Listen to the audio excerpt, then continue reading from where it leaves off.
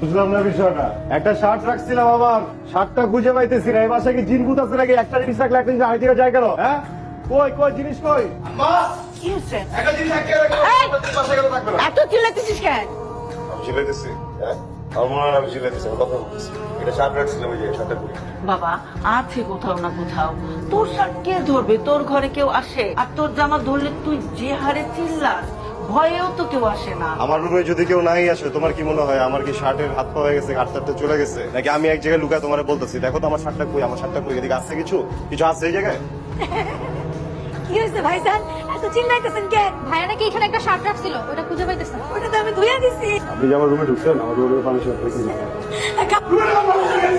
খালাম্মা আমারে কইছে তোর ভাইজানের রুমে যা, যেগুলো ময়লা কাপড় চোপড় আছে নিয়ে ধুইয়া দে। জামা কাপড় ময়লা হলে ধুইতে হবে না।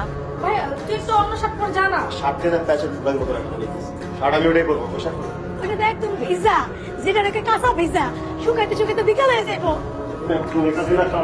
বাইরে একদম মাথার মধ্যে ভিজা দিব এটা, দেখছেন? কামাল কামাল এই কামাল এই কামাল এই কই রে? স্যার আমি জানি স্যার, আপনি আমার উপর খুব খেয়ে পাচ্ছেন স্যার। স্যার এই যে ধরেন, এইটা ধরেন স্যার।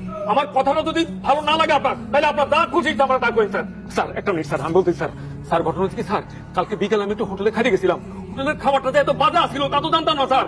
আমি আসার পর একদম বাথরুমের সাথে ডাইরেক্ট কানেকশন হয়ে গেছে। যাইতেছি এই অবস্থা।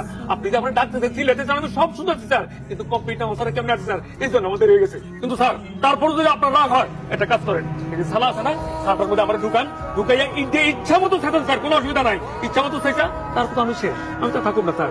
আমি তো একটা করতে পারি, বলটা আমার বোনের ধরা দিয়েন, আমার বউ শাহবাগের উপরে পুলিশ স্যারের উপরে বিচার করতে হবে, আর তো কোনো উপায় নেই স্যার।